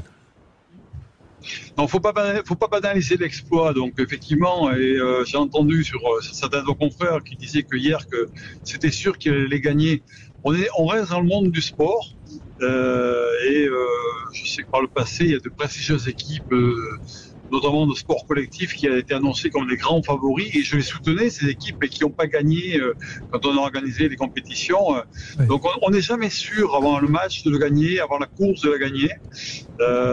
Donc je ne banalise pas, je mesure l'exploit à chacune de ces courses. C'est extraordinaire. Et peut-être encore plus en ce moment, quand on est attendu et qu'on arrive à toucher le Graal. Donc non, il ne faut pas banaliser, c'est un exploit extraordinaire, renouvelé par un grand champion, c'est magnifique. Qui se savoure à chaque fois. Oui. Vincent Gardot, il y a quelque chose qui est très très dur, tous les sportifs de haut niveau le disent, c'est confirmé. Et là, en fait, être champion du monde l'année d'après d'un quadruple titre olympique, ça dénote une force exceptionnelle, force mentale. Est-ce que vous pouvez nous la décrire, cette force mentale de Léon Marchand ? Depuis qu'il est petit, puisqu'il a toujours été licencié au Dauphin du TOEC, il lance encore pour le Dauphin du TOEC de Toulouse. Depuis qu'il est petit, c'est un garçon appliqué, sérieux, qui est toujours dans l'excellence, dans la recherche de la perfection. Chose qu'on inculque dans le club, mais pour lui, c'est lui vraiment nous relayer au plus haut point, parce que c'est vraiment dans sa culture. Je crois que le fils de papa et de maman qui ont été des grands champions, il défendait déjà les couleurs de Toulouse. Il est toujours dans cette exigence-là. Et c'est un peu l'originalité de son parcours. Quand il part s'entraîner aux États-Unis ou en Australie, c'est pour voir ce qui se passe de bien à droite, à gauche, pour glaner les meilleurs petits signes et les meilleurs petits axes de progrès. Et pour entretenir et pour au plus haut niveau sa carrière. Donc je crois que c'est ça qui cultive. Et puis de nouveaux challenges, il aura envie de participer à de nouvelles courses comme le crawl par exemple. Donc oui, c'est un souci permanent de progression, d'atteindre et de dépasser ses objectifs. Est-ce qu'on pouvait deviner qu'il avait un tel potentiel en le voyant nager enfant au Dauphin du TOEC? Non. C'était impossible de l'imaginer. C'était impossible. C'était un bon nageur, mais c'était loin d'être le meilleur nageur du club ou d'être le meilleur nageur français de sa catégorie d'âge. Et petit à petit, à 14 ans, à 16 ans, il est devenu le meilleur français dans sa catégorie d'âge, puis le meilleur français, puis le meilleur européen et aujourd'hui le meilleur nageur mondial. Mais il a une progression très très régulière. Donc, pour répondre à votre question, quand il était tout petit, on voyait qu'il nageait bien, mais on n'imaginait pas du tout qu'il puisse arriver à ce niveau-là. Thierry Blandinière, ce qu'on entend aussi dans ce que nous raconte Vincent Gardot sur ce grand champion qu'est Léon Marchand, c'est qu'il y a quand même un berceau familial, il y a une transmission au départ et c'est un peu ça qu'il a mis sur la route aussi. On imagine qu'au CA Brive, vous avez dû en voir passer des jeunes comme ça. Est-ce que c'est très important le terreau familial ou est-ce qu'on peut y arriver sans ? Alors je pense qu'on peut y arriver sans, mais effectivement il faut avoir des amis autour, voilà, un environnement qui favorise le fait de devenir un champion quelque part, donc un état d'esprit, une compétition. À Brive on a eu Alain Penaud qui a été international et Damien Penaud. On parle beaucoup de Dupont à Toulouse, mais il faut savoir que Damien Penaud à Bordeaux a été formé à Brive, et donc voilà, on savait quand même qu'il y avait une transmission entre son père et le fils, quelque part, qui donnait l'énergie pour être un champion. Les Ntamak, les Pelouse, Ntamak et d'autres. Il y en a beaucoup, effectivement. Je cite Brive parce que voilà. Mais du coup, c'est très important, je pense, effectivement. L'environnement est très important. Oui, Vincent Gardot, oui. Bon débat. Ouais. Oui, c'est un très bon débat que vous abordez là, parce qu'il faut savoir garder l'humilité. C'est-à-dire que nous, au Dauphin du TOEC, on est le premier club de France pour la 17e année consécutive. On a participé aux 10 derniers Jeux Olympiques. C'est unique dans le monde du sport français. Vous faisiez tout à l'heure référence à d'autres clubs qui ne sont pas mauvais, mais qui n'ont pas de là. Ce qu'il faut bien intégrer, c'est que les parents peuvent être aussi dangereux, parce que des petits champions à 10 ans ou 12 ans, on en a. Mais on ne devient pas champion du monde ou champion d'Europe, ou encore même champion olympique, à 10 ans ou 12 ans. On l'est à 18 ans, à 20 ans, à 25 ans. Et des gens qui s'enflamment, des parents qui s'enflamment et qui croient que leur gamin c'est Michael Phelps ou Laure Manodou, il y en a beaucoup, ça arrive chez nous aussi.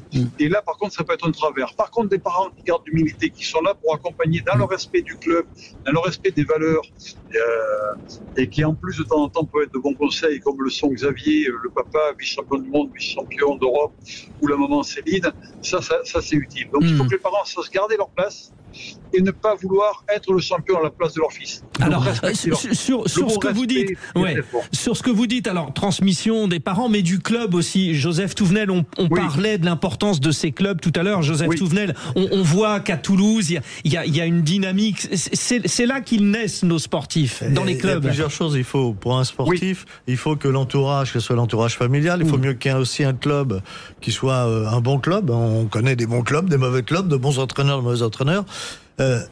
Mais une des difficultés, c'est quand tout se passe bien, à un moment donné, il faut que le gamin, le jeune adulte, garde le goût.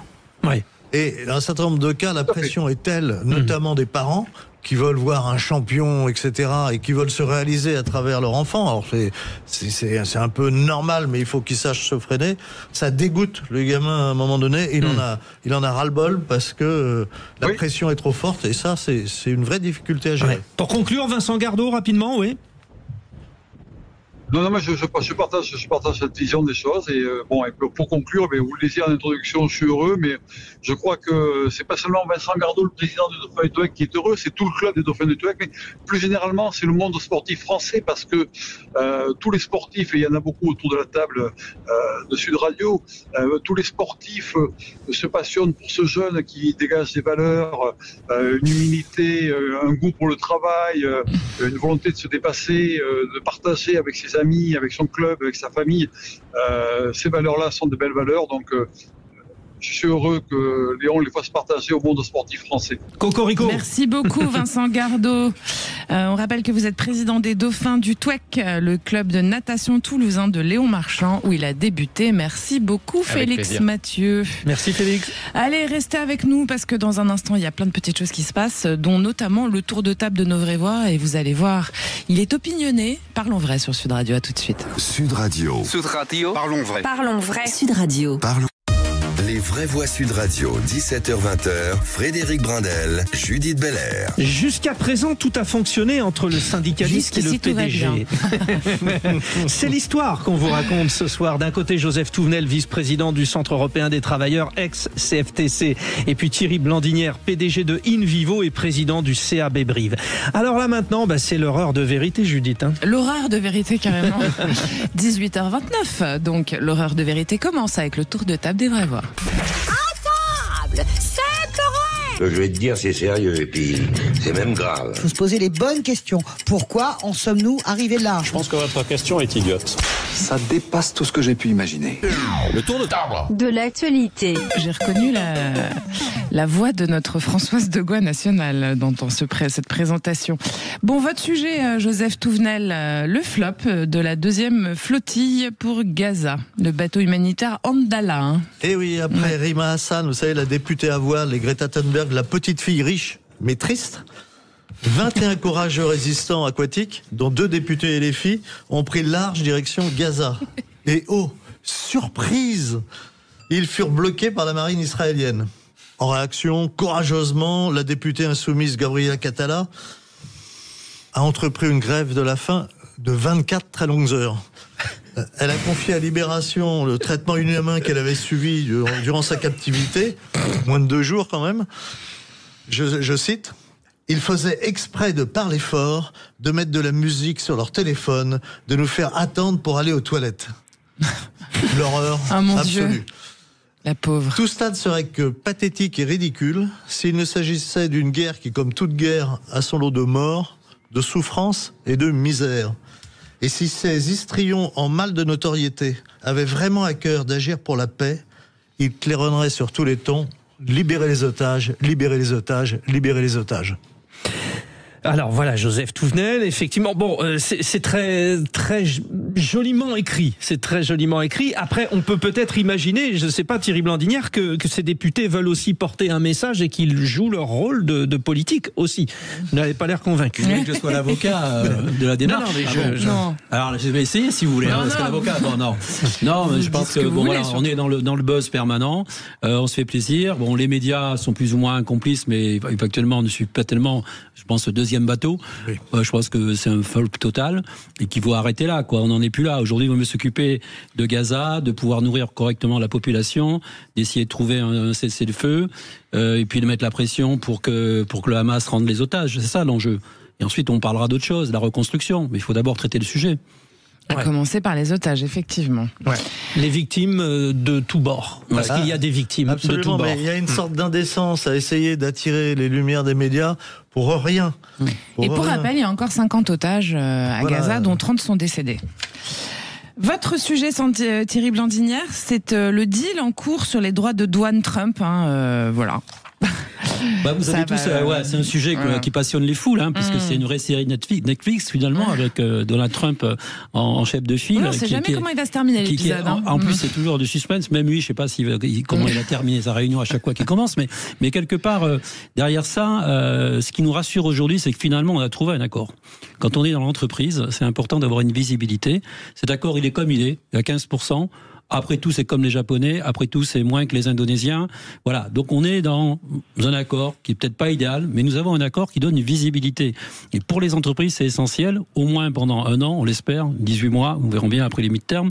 Mais aujourd'hui, on sait exactement à quelle sauce on va être mangé. Donc, à partir de là, on peut regretter que l'Europe n'ait pas été suffisamment forte dans la négociation, mais ça renvoie aussi quelque part à notre construction européenne. Ça veut dire elle n'a pas encore voté, en plus, Thierry. Il faut que les 27 valident. Elle n'a pas encore voté, mais je vois mal un vote contre. Même quelque part, il peut y avoir des exceptions, mais sinon, on aura des taxes qui vont monter à 20 ou 30%. Vous imaginez la réaction. Donc le bon sens voudrait qu'il y ait un accord. Oui, mais notre gouvernement, il n'est pas du tout pour, d'accord. Alors, oui et non. Ça, les politiques, franchement, il n'est pas pour, mais il avait mandaté donc la présidente de la commission pour négocier 15%. Ouais. C'est pas elle qui a négocié 15%. Elle a porté la voix de la commission, des 27. Et donc du coup, c'est facile de dire maintenant, on n'était pas d'accord, mais en même temps, elle a été mandatée pour ça. Donc, elle a appliqué, je pense, son mandat, sauf à me dire que quelque part, elle a dérogé, mais ça, je ne sais pas. Je ne suis pas dans le secret des dieux. Mais ce qui est important, au-delà de ça, c'est qu'on est en train de changer le monde. C'est-à-dire qu'on revient pratiquement aux États-Unis de 1935. En 1935, il faut remonter à 1935 pour avoir des taxes de 17% sur tous les produits exportés aux États-Unis. Aujourd'hui, on en est à 17,2% sur la moyenne des taxes déjà appliquées. Donc on est en train de changer d'époque, et à partir de là, il faut que nous, on se pose de vraies questions. État, européen, entreprise, c'est comment maintenant la mondialisation, on la gère différemment. Comment on pense le monde sans les États-Unis, comment on essaye de trouver de nouveaux débouchés. J'étais en Afrique cette semaine pour ça, pour les céréales. Et derrière les opportunités, parce que je prends un exemple. Les céréales, aujourd'hui, les Chinois ont réagi et taxent les céréales américaines. C'est une opportunité formidable pour nous, Français, Européens, de vendre nos céréales. Et c'est ce qui se passe aujourd'hui. Bien sûr, c'est le marquage des deux leaders et l'attaque de l'outsider. Et du coup, c'est effectivement comment on crée des alliances stratégiques nouvelles, comment on ouvre des voies nouvelles pour pouvoir développer nos affaires sans miser sur les États-Unis. Et on verra après si effectivement les Américains reviennent à la raison et rebaissent leurs taxes.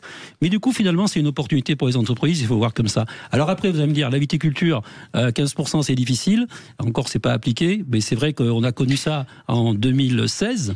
Et effectivement, on a perdu 1 milliard d'euros, mais on a quand même trouvé des solutions, des nouveaux clients. Il y a un secteur. Donc en fait, il faut penser le monde différemment. On n'est plus dans la mondialisation heureuse. Maintenant, il faut s'organiser différemment et trouver des nouvelles alliances. En stratège. Thierry Blandina, il y a un secteur qui est le secteur des cosmétiques qui était taxé 0% jusque-là et qui va prendre 15%. Il y a 5000 emplois qui sont menacés. Dans ces cas-là, quelle est la solution ? Alors, je ne sais pas s'ils sont menacés, parce qu'il faut raison garder. Aujourd'hui, les taxes ne sont pas répercutées complètement sur le consommateur américain. Donc, on ne voit pas encore une baisse de consommation aux États-Unis. Alors, peut-être que c'est un peu tôt, on verra en fin d'année, rendez-vous en fin d'année. Mais aujourd'hui, la consommation tient aux États-Unis. Parce que finalement, d'un côté, l'essence a baissé, donc il y a aussi la dévaluation du dollar qui compte beaucoup. Donc finalement, on peut peut-être trouver un peu gagnant. Pourrait jusqu'à présent gagner son pari, finalement, c'est-à-dire trouver de l'argent, à faire un casse quelque part sur le monde pour rembourser sa dette, et en même temps que ça tienne en demande intérieure. Joseph Touvenel, se réajuster, se réadapter, bon, c'est la règle, hein. En même temps, chacun joue sa carte. Ouais, alors, il y a quelque chose où je suis tout à fait d'accord. On a tous besoin, et les entreprises ont besoin de visibilité. Le problème de cet accord, c'est que tant qu'on n'a pas l'accord écrit sous les yeux, on ne sait pas exactement ce qu'il y a dedans. Par contre, on sait que il n'y a pas tout ce qui est pharmaceutique, tout ce qui est acier. On sait aussi il n'y a pas l'aéronautique non plus. Absolument. On sait aussi que c'est pas que cet accord 15%. D'ailleurs, l'Europe puissance, c'est 15%, et les Britanniques tout seuls, eux, ils ont que 10%. Donc, on fait une démonstration de faiblesse extraordinaire. Mais il n'y a pas que ça dans l'accord. On s'engage normalement à un achat de 750 milliards de dollars d'énergie aux USA. Dont des énergies fossiles. Ben oui, j'entends plus là les énergies propres. Non, c'est ce qu'on nous interdit de produire, nous, sur le territoire européen. Qui va nous être vendu et qu'on doit acheter. Les sommes sont pas neutres. À la place du gaz russe, hein, faut le savoir. Plus un investissement massif de l'Union européenne de 600 milliards de dollars. Vous voyez un peu, donc nos impôts vont investir pour 600 milliards de dollars. Alors encore une fois, je demande à voir ce qui va être écrit. Oui, parce que c'est ce qui a été déclaré. Il va y avoir une négociation. Peut-être qu'il a placé certains curseurs pour que ce soit ajustable. C'est sa stratégie. Là-dessus, et on conclura là-dessus. C'est pas forcément crédible parce que c'est les entreprises qui décident. C'est pas les États pour investir. C'est justement ça qui est extraordinaire, que Von der Leyen arrive à dire, voilà le résultat, alors qu'effectivement, c'est les entreprises qui décident. Ça sera pas le cas, forcément, c'est sûr. Par contre, sur le fait d'acheter des minéraux aux États-Unis ou des engrais aux États-Unis, ça c'est un vrai sujet. 3 fois plus cher que les Russes. C'est ça la question. Oui, et on peut remercier à ceux qui ont tenté de tuer le nucléaire il n'y a pas si longtemps, qui étaient, je me rappelle, Monsieur Macron et notre Premier ministre de l'époque. Enfin, il lui est revenu, puisque maintenant... oui, il est revenu, d'accord, il est revenu, mais ça nous coûte encore très cher. Merci, messieurs. Là-dessus, ça s'en va et ça revient. Ça, c'est Claude François. Voilà. J'ai gagné le quiz. Bravo. Voilà. Dans un instant, votre coup de projecteur. Plus d'un Français sur 3 n'est pas parti en vacances cet été. Un chiffre en hausse par rapport aux années précédentes. Inflation, précarité, pouvoir d'achat en berne. Tout ça explique en grande partie cette sédentarisation estivale. Sud Radio, votre avis fait la différence. Vous êtes une super radio, vraiment, vous êtes la radio du moment. Continuez, c'est super. Sud Radio, parlons vrai. Les vraies voix Sud Radio, 17h-20h, Frédéric Brindel, Judith Belair. Dans un instant, le coup de projecteur avec la question que nous vous poserons. Plus d'un Français sur 3 n'est pas parti en vacances. Et pour vous, quelle est votre situation? Vous avez 3 possibilités. Répondez sur le compte X de Sud Radio. 1, je ne pars pas du tout. 2, je pars moins. 3, je pars à l'étranger. 4, je pars en France. On vous attend au 0826 300 300 et on vous pose pose donc la question sur le compte X. Allez-y. Avec nous ce soir, les deux vraies voix. Joseph Touvenel, vice-président du Centre européen des travailleurs, et Thierry Blandinière, PDG de InVivo et président du club de rugby de Brive. 18h40, c'est le coup de projecteur des vraies voix. Les vraies voix Sud Radio, le coup de projecteur des vraies voix. Plus d'un Français sur 3 ne partira pas en vacances cet été. C'est un chiffre qui interpelle, surtout dans un pays où les congés payés sont un droit fondamental. Derrière cette réalité se cachent des causes bien concrètes, comme l'inflation qui grignote les budgets. Pour beaucoup, partir quelques jours, même à proximité, est devenu un luxe inaccessible. Des chiffres qui montrent notamment une fracture grandissante entre les catégories sociales. Cette réalité soulève des questions importantes sur le lien entre bien-être social et pouvoir d'achat. Elle invite à repenser les politiques publiques pour garantir à chacun l'accès à ce temps essentiel de repos. En Europe, selon le média Hello Safe, la Suisse, la France et l'Islande, dans cet ordre, dominent clairement la liste des pays les plus chers pour les vacances. Ces destinations sont souvent associées à un coût de la vie élevé et à une forte demande touristique qui entraîne les prix plus élevés pour l'hébergement et les services. À l'inverse, les pays de l'Europe de l'Est et des Balkans comme le Kosovo, la Serbie ou la Moldavie offrent des prestations très bon marché. Alors faites votre choix. D'ailleurs, j'ai des adresses en Serbie, je peux vous en donner. Nous vous posons la question sur le compte X. Plus d'un Français sur 3 n'est pas parti en vacances. Et vous, quelle est votre situation ? 1, je ne pars pas du tout. 2, je pars moins. 3, je pars à l'étranger. 4, je pars en France. Je vous donne le résultat dans un instant, Judith. Oui, pour en parler, nous sommes avec Nicolas Daillot, qui est président de la Fédération nationale de l'hôtellerie de plein air. Bonsoir Nicolas. Oui, bonsoir. Bonsoir. Alors Nicolas, est-ce que les vacances sont devenues un luxe réservé à une minorité en France ? Alors, nous qui sommes un mode d'hébergement de volume, je ne peux pas dire ça, puisqu'on accueille près de 28 millions de personnes par an, dont 20 millions de Français. Bonne nouvelle. Mais aussi parce que, justement, nous proposons un rapport qualité-prix qui est sans doute compétitif. Alors, faut pas oublier qu'une grosse partie aussi des touristes qui visitent la France, je parle des Français, partent gratuitement, en tout cas en termes d'hébergement, puisque les résidences secondaires dans notre pays ont un rôle important. Et il y a un certain nombre de solutions un peu malignes en période de temps difficile. Et beaucoup s'invitent aussi chez le tonton ou la grand-mère, parce que ça permet de ne pas payer l'hébergement. Mais pour ce qui concerne l'hébergement à prix compétitif, c'est vrai que le camping est l'une des spécialités nationales. Alors, la petite consultation qu'on vous propose sur le compte X de Sud Radio, c'est très intéressant. Vous êtes nombreux à voter, donc je rappelle la question. Et vous, quelle est votre situation ? Comment partez-vous ? 1, je ne pars pas du tout. Vous êtes 52% à nous le dire sur la consultation. 15% à partir moins. 15% à choisir l'étranger. Et 18% à dire, quoi qu'il arrive, je pars en France. On est un peu cher, Joseph Touvenel. Il y a un classement, là, j'ai dit, nous sommes dans les 3 pays les plus chers en Europe. On abuse un peu ou pas ? Alors, je ne sais pas si on abuse. En tout cas, on est la première destination mondiale en termes touristiques, de touristes qui viennent, mais ils restent moins longtemps. Par exemple, si on regarde, ils vont moins dépenser en France qu'en Espagne. Même si la France est plus chère, mais si je reste 3 jours en France et que je reste 15 jours en Espagne, évidemment, je vais plus dépenser en Espagne. Donc, il y a ce problème. Après, pour les Français, il y a une augmentation des coûts. Je voyais tout à l'heure, notre invité va nous confirmer si ce chiffre lui semble exact. Les hébergements auraient pris 27% en plus en 4 ans.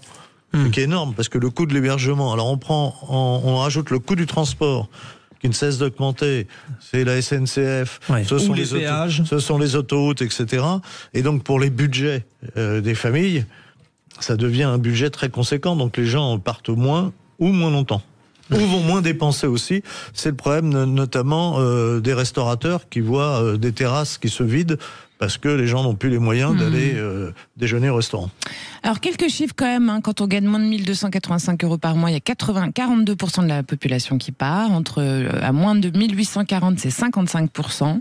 À moins de 2 755, c'est 71%. Et supérieur à 2 755, c'est 76%. Donc, on voit que quand même les petits salaires arrivent à trouver des solutions. Alors, évidemment, on n'est pas sur la moitié de la population qui gagne moins de 1 285, mais tout de même, les gens trouvent des solutions pour s'offrir ce temps de repos qui est nécessaire finalement. Vous qui êtes grand patron, Thierry, vous le savez, c'est important que les équipes se reposent pour être plus effectives derrière. C'est essentiel. Et je pense aussi quand même que les entreprises contribuent au financement en certains villages pour nos salariés, avec les CE, à la montagne, avec les CE. Donc il y a quand même aussi pas mal de solutions qui sont sur la table. Mais je me rappelle, moi, quand j'étais tout petit, que je partais en vacances avec mes parents, faire Brive, Arcachon, voilà, on allait dans des campings. C'était pas forcément, alors c'était l'EDF à l'époque, donc déjà c'était un peu camping EDF à l'époque. C'était subventionné quelque part indirectement. L'EDF, c'est un peu une exception. Sur toute facture d'électricité, il y a 1% qui va au comité d'entreprise d'EDF. Donc ils ont beaucoup D'accord, mais du coup, d'argent. en tant que salarié, voilà, qui gagnait pas beaucoup, c'était aussi une solution. Et je sais qu'il y avait plein de copains qui partaient aussi comme ça. On partait 3 semaines, 4 semaines. Maintenant, on part plus 3 semaines, 4 semaines. On parlait des juétistes et des Haussiens. On n'en parle plus vraiment maintenant. Et c'était vraiment des masses de personnes qui se déplaçaient. Là, maintenant, on est revenu sur quelque chose de différent, des vacances plus courtes, une petite semaine, 10 jours. On rentre. Bon, les RTT a tout changé. Il y a plus de week-ends. Donc, il faut voir peut-être les choses dans leur globalité. C'est-à-dire qu'on parle des vacances d'été, mais il faudrait voir le déplacement à l'année et la moyenne en fait. Ouais. Alors Nicolas Daillot, donc je le rappelle, vous êtes président de la Fédération nationale de l'hôtellerie de plein air. Je donnais donc tout à l'heure un classement là européen. Les Français ont quand même tendance à aller maintenant un peu plus en Espagne, au Portugal, voire un petit peu plus loin à Chypre. Est-ce que vous, en tant que représentant de l'hôtellerie de plein air, vous dites que vous jouez à armes égales avec vos confrères des autres pays européens ou pas ? Alors, tout dépend de quoi on parle. En réalité, les Français sont l'un des peuples européens qui a l'habitude de partir surtout en vacances au pays, c'est-à-dire en France. Mais c'est vrai qu'une frange de Français choisissent plutôt l'étranger, d'autant plus que si on parle des Français qui ont des revenus contraints, on a des offres intéressantes en Tunisie, sur le bord de la Méditerranée. On arrive à partir à pas trop cher, en all-inclusive. Par contre, c'est vrai que les Français, quand même, et notamment la frange populaire, la frange issue des classes moyennes, part surtout en vacances en France. Et vous en parliez tout à l'heure, à proximité pour une partie non négligeable, notamment on le voit en camping, on a une partie de notre clientèle, notamment ceux qui ont les revenus les plus modestes, qui partent en vacances à moins de 400 km de leur domicile. C'est 50% de cette frange sociologique. Et la répartition sur les étoiles, les campings 3, 4 maintenant, il y a des campings fabuleux de 5 étoiles, hein. Ouais. Oui, tout à fait. Alors, en réalité, vous en parliez tout à l'heure à l'occasion de l'évocation du prix de la destination France par rapport aux autres destinations. En réalité, derrière le vocable tourisme, il y a des réalités extrêmement variées. Mais si on se focalise sur les familles qui ont des budgets contraints, le comportement a considérablement évolué. Vous l'évoquiez aussi, il y a 30, 40 ans, on partait 3 semaines ou 4 semaines dans des campings extrêmement simples, très peu étoilés à l'époque. Aujourd'hui, et depuis environ 25 ans, il y a une concentration de la fréquentation sur les campings 3, 4, 5 étoiles. Les 5 étoiles, c'est seulement 300 campings sur 7400, et là, on n'est plus sur du camping de luxe, si j'ose dire, mais qui reste quand même moins cher qu'un village de vacances, mais qui est trop cher pour les Français les plus modestes. Par contre, c'est sur les 3 et 4 étoiles que la plus grosse partie de la fréquentation se fait. Et les classes populaires en particulier, et notamment celles qui bénéficient d'un coup de pouce de la CAF pour partir en vacances, on parle de 500 000 personnes par an quand même en France, dont 80% choisissent un camping pour partir en vacances, se concentrent plutôt sur les 3 et 4 étoiles parce qu'aujourd'hui on part une semaine, voire moins d'une semaine, surtout quand on plante la tente, on n'est pas obligé de prendre une semaine complète, mais on veut absolument s'éclater, on veut que les enfants s'amusent, on veut des animations, on veut des parcs aquatiques, des toboggans, des piscines couvertes, etc. Court mais bien, on profite. Court mais bien. Et parfois, une année tous les 3 ans. Oui. Ah ouais.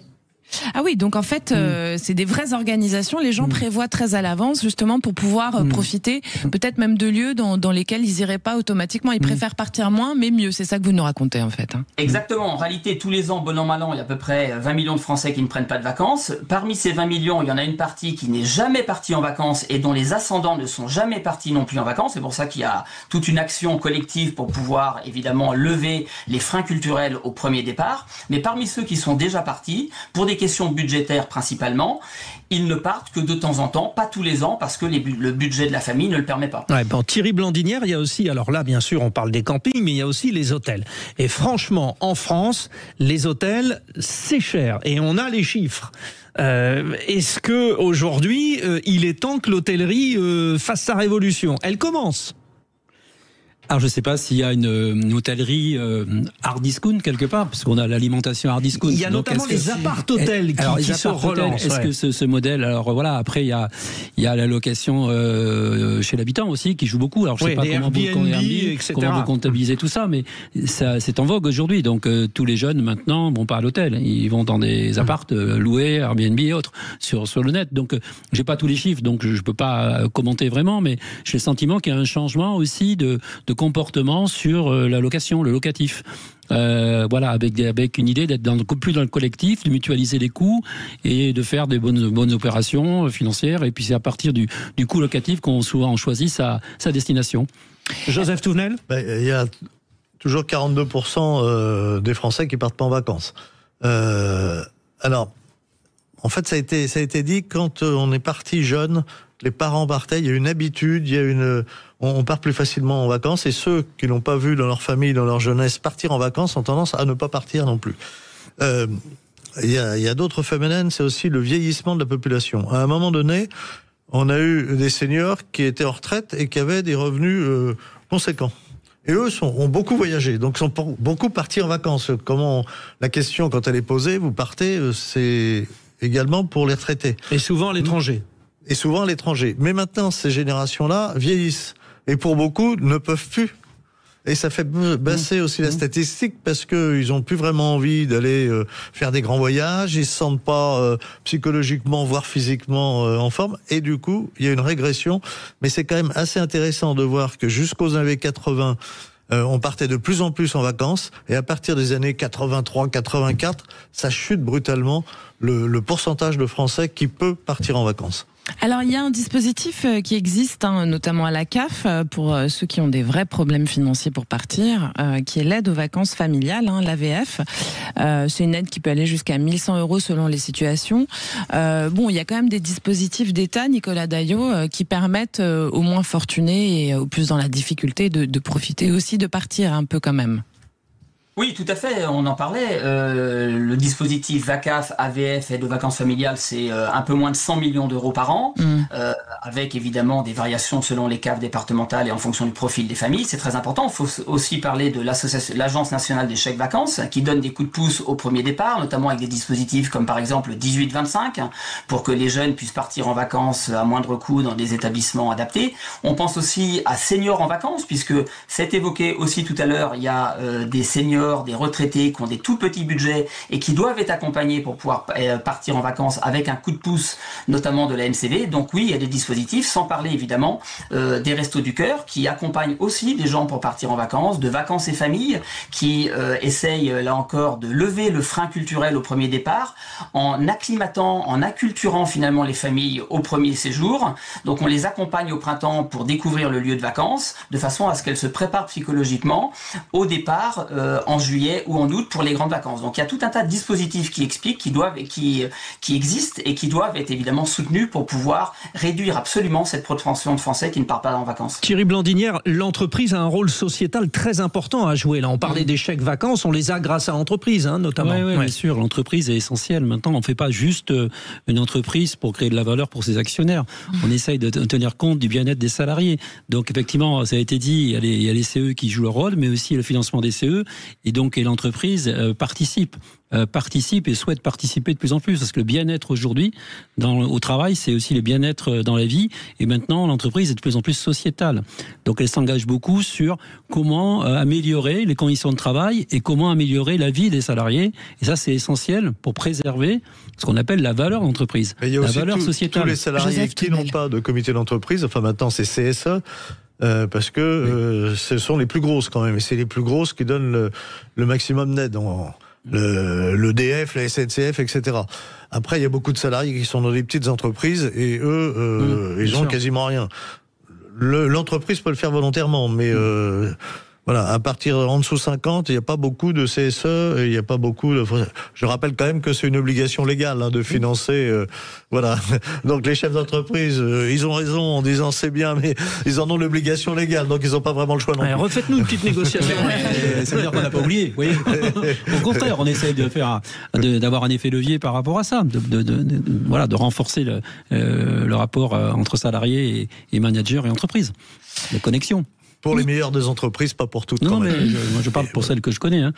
Je sais qu'on met pas tous pareil. Voilà, absolument. Nicolas Daillot, finalement, ce qu'on entend depuis tout à l'heure autour de la table, c'est qu'il y a quand même pas mal de Français qui partent et qui partent dans des conditions quand même correctes ou bien, carrément. Oui, tout à fait, bien sûr. Tous les professionnels du tourisme, les campings évidemment. Enfin, c'est vrai que la France est le pays du camping, donc c'est pour ça que j'en parle tout particulièrement, d'autant plus. Donnez-nous d'autres exemples, tiens. Des exemples, c'est-à-dire de vacances en plein air qui sont dans le même genre de tarifs que les campings, justement. Ah ben, il y a les villages de vacances, il y a les résidences de tourisme, vous le disiez tout à l'heure, il y a les meublés également, et puis non pas qu'une grosse partie de la fréquentation touristique en France se fait aussi dans les résidences secondaires gratuites. Bien sûr. Mais c'est vrai que le succès du camping depuis des décennies en France est lié avant tout à son rapport qualité-prix et c'est incontestable. Comment vous l'analysez en plus du rapport qualité-prix? Est-ce que finalement vous avez su trouver et tirer sur des ressorts que l'hôtellerie par exemple n'avait pas, l'hôtellerie traditionnelle, parce que vous vous qualifiez d'hôtellerie de plein air. C'est là-dessus, qu'est-ce qui a fait votre réussite finalement? Parce que bon, vous parliez de planter la tente, on parlait de la caravane.